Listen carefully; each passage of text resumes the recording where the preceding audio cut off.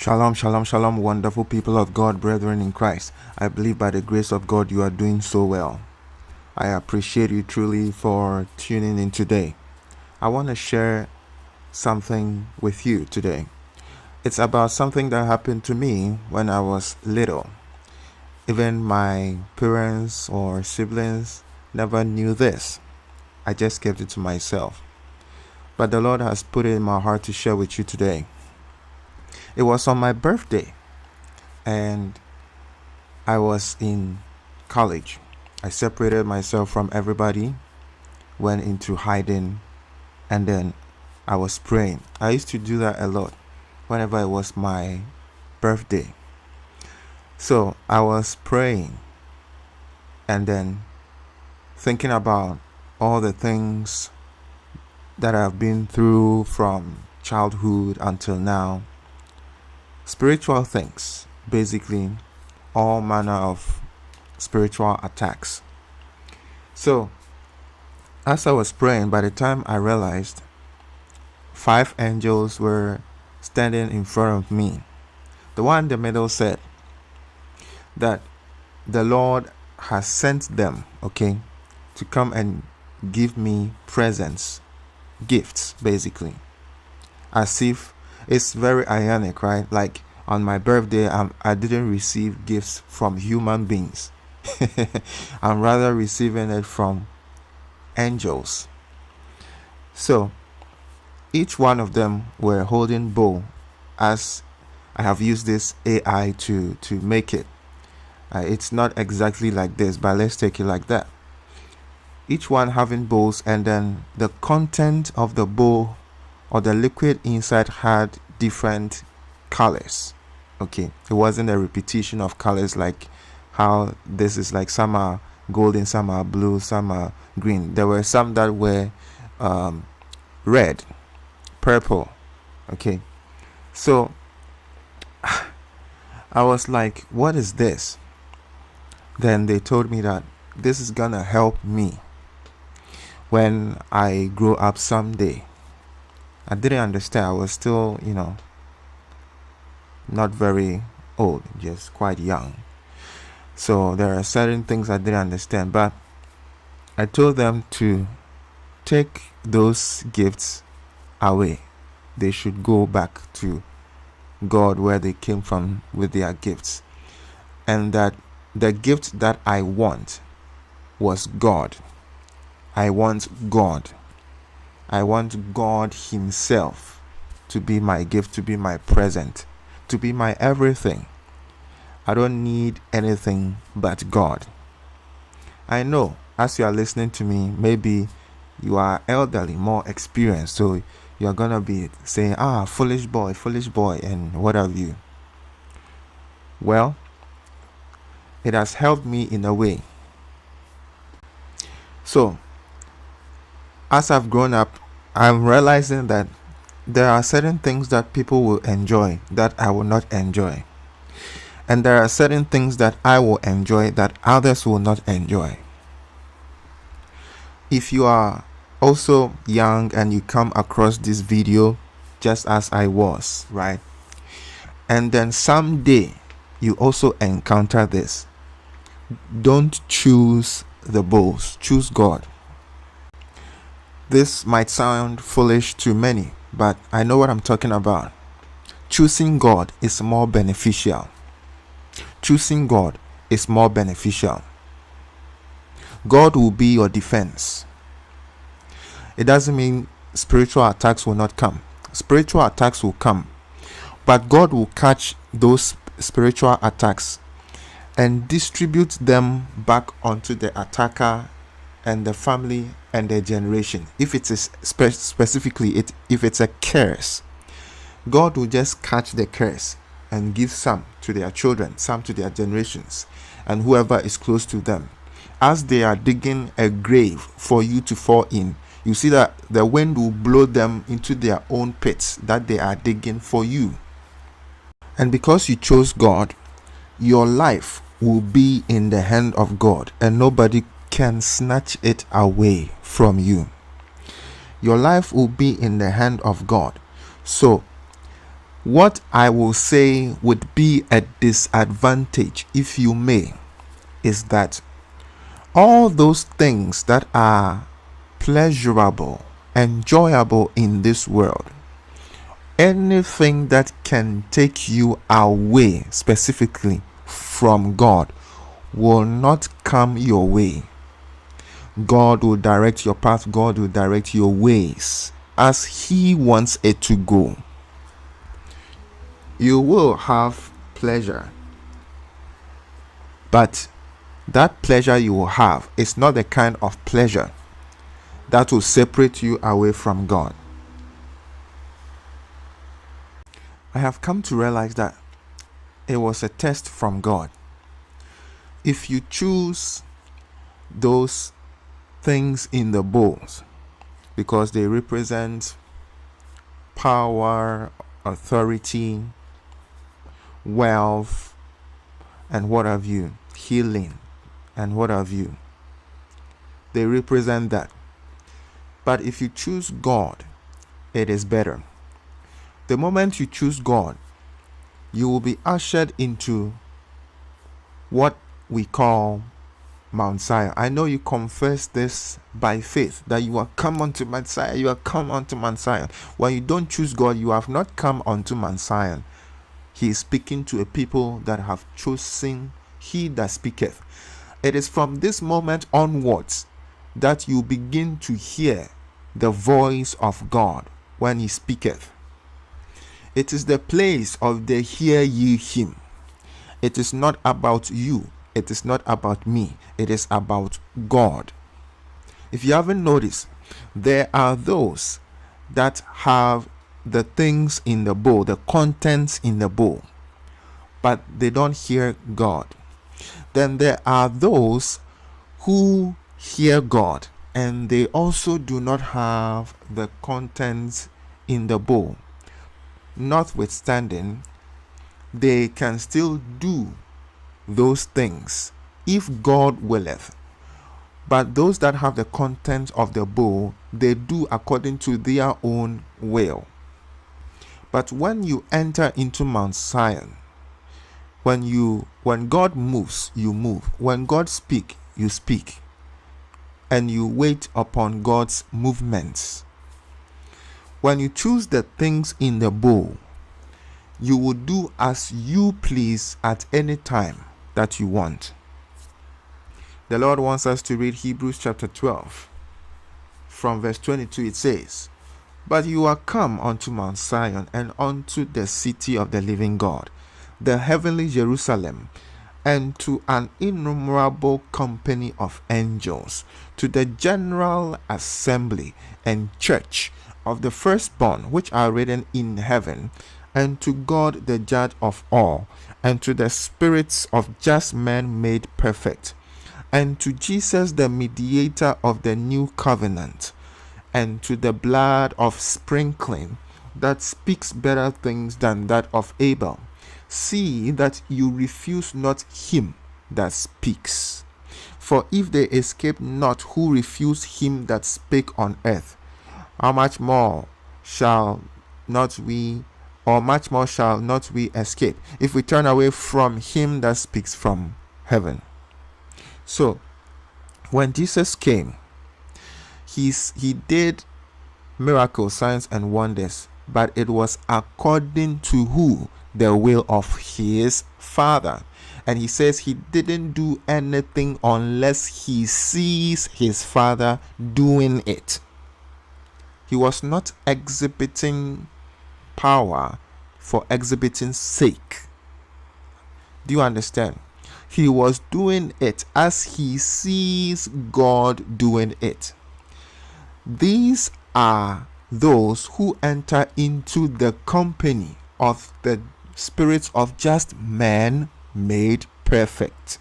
And they are in the assembly or in the surroundings of the great cloud of glory. They are in the city of the living God, the New Jerusalem, and they are surrounded by the company of angels uncountable. They also come to Jesus, who is the mediator for them. of the new covenant, and to the blood of sprinkling, which speaks better things. They have one who is a lawyer and a judge called Jesus Christ. These are those that chose the Father. But you will not have a place to lay your head like Jesus. Comfort. You may at one point even have crowds. But when you begin to speak the things God is speaking or saying, it will reduce to 12. Yet still, you are surrounded by the great crowd of the witness, or the cloud of the witness. You'll be surrounded by the cloud of witness. When you stand on the mountain, you'll be surrounded by the cloud of witness. The spirit of just man made perfect will stand your right hand, your left hand. Then the voice of God will speak from the cloud. You might even go as far as being shamed and disgraced, as the nakedness of Christ was made public on that cross. You will be beaten, you will be attacked, yet still you have all this. You even have God on your side. When you go into the book of Revelation, you see that even the two witnesses were killed. The people rejoiced by the time they realized the end has come. The two witnesses resurrected and they were caught up as the whole world watched in wonder. The Jesus that they thought they were disgracing and then shaming and beating and killing and what have you, today there is no man that ever lived who was raised so high up into excellency, sitting at the right hand of God. There is no man except that same man that was beaten, that same man that was whipped, disgraced, that same man that they spat on, that same man that everyone looked down. When he speaks, they say, is that not the son of Mary and Joseph? Yet God said, hear ye him. We are all passing through this earth. No one remains on the earth. No one remains. Even if you live 900 years, you will still go. The question is, when you go, will you be on that high position placed by God the Father himself? Or people will be looking down at you as you weep and gnash your teeth? The Lord says we should read Isaiah chapter 4, 5 and 6. It says, and the Lord will create upon every dwelling place of Mount Zion, and upon her assemblies, a cloud and smoke by day, and the shining of a flaming fire by night. For upon all the glory shall be a defense, shall be a defense, shall be a defense. The glory of God being among the assemblies, being in the dwelling place of Mount Zion, the cloud, the smoke, the shining of flaming fire by night, these shall be a defense. Think about the defense in the courtroom. Think about that defense. Verse 6, and there shall be a tabernacle for a shadow in the daytime from the heat, and for a place of refuge, and for a covert or a cover from storm and from rain. The moment you enter into Mount Zion, if you choose God, basically, if you don't choose the world, if you choose God, what do I mean by the world? The seed the devil has planted in God's field, the system Satan has set up in God's world. If you love that world, you don't love God. If you love God too, this world will hate you. This world of the devil, the system Satan has set up, will hate you. Whether a system set up in politics, a system set up in the economy, a system set up in the society, even a system, Illuminati kind of like system in the church, will all fight you. Do you understand? The attacks will come, but the Lord will be your defense. Their attacks are the heat in the daytime. Their attacks are the storms and the rain, even in the night time. Your defense will be the cloud and smoke by day.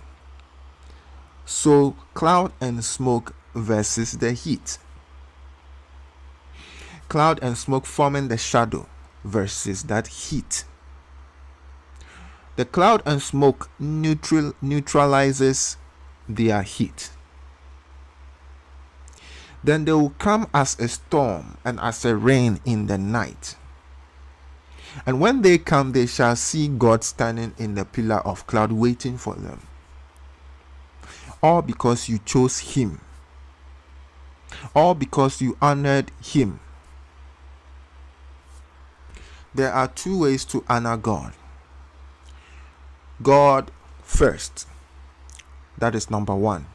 Number two, honoring the poor and the least of his brethren. For whatever you do to these people, you do unto God. In this world, when you are born, you have your parents who would take care of you, see you through as you grow up. When you are born unto the world of the dead, who is going to take care of you?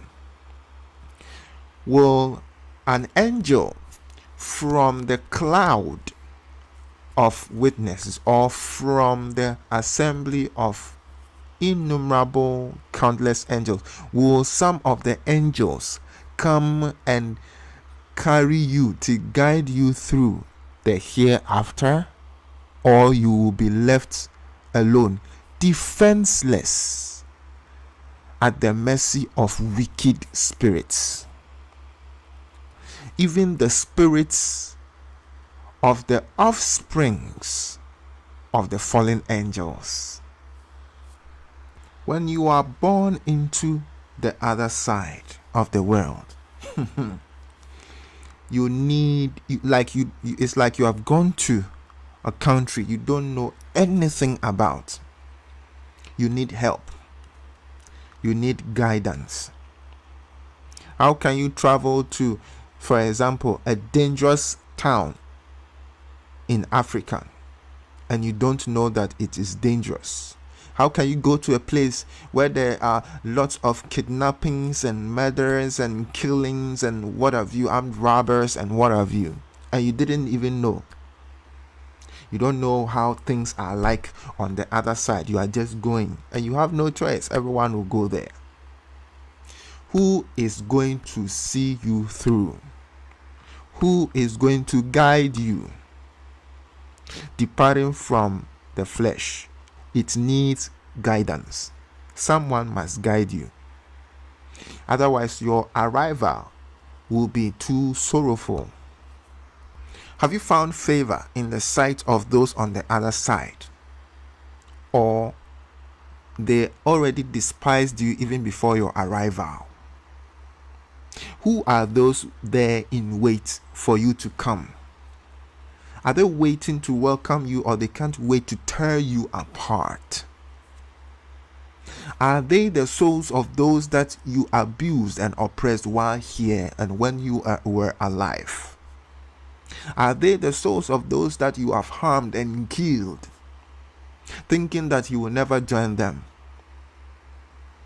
Are they mouth wide open like the mouths of Nephilims, ready to tear you apart?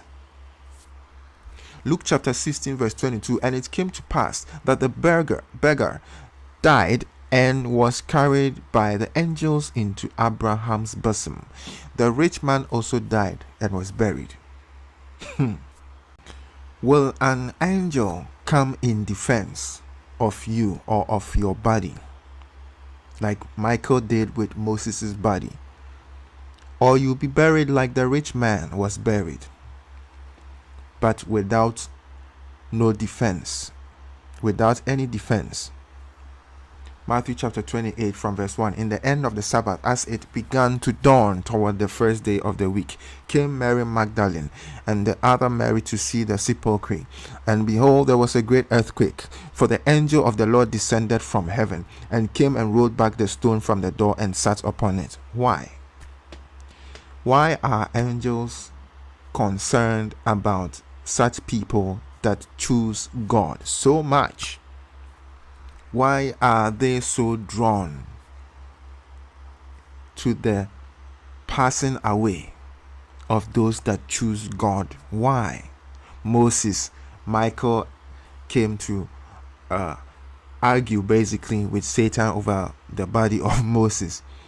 Lazarus, when he died, angel came to carry him onto Abraham's bosom. Jesus, angels came to use the stone that was used to block the door, right? they were using it as seats. What is going on here? What is happening? Listen, if you always see you have a pastor or man of God, right? You always see maybe one or some two angels, or sometimes you don't even see any angel at all. Then one day, all of a sudden, your eyes open. Then you see so many angel activity. His time is up. But it doesn't happen for every man of God. It only happens to those that have chosen God, not the things in the bowl. They are coming to collect one of their brethren. They are coming to collect one of their own, their friends. They are coming for him. They will see him through and guide him, because the other side is brutal. It is not the passing away that scares people. It is what they see on the other side as visions as their time draws nearer to an end. Jesus saw something that made him shout. Jesus saw something that made him wish that cup will pass over him. It is brutal on the other side. Acts chapter 6 verse 15.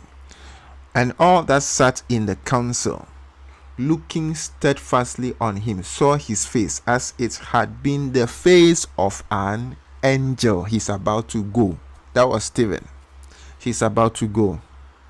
I remember there was a very great prophet in the country of Nigeria, my neighboring country.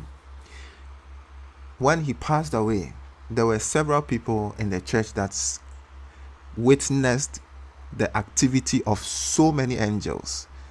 They had seen angels before, but this time it was too much. Oh, the prophet went into his room and then he passed on just like that. Yes. So if anyone witnesses, if you witness too many angelic activity around your man of God, his time is up. Then lastly, Luke chapter 15 verse 10. Likewise I say unto you, there is joy in the presence of the angels of God over one sinner that repents. If you continue throughout after choosing God, and you don't choose something else over God, you have remained in your repentance. Do you understand? It is in the presence of the angels of God. So when you choose God, these angels will see you through, even on that day that you breathed your last breath. They will see you through and they will guide you. But if you chose something else over God, then it's going to be brutal. God bless you. I'll see you in my next video. Shalom.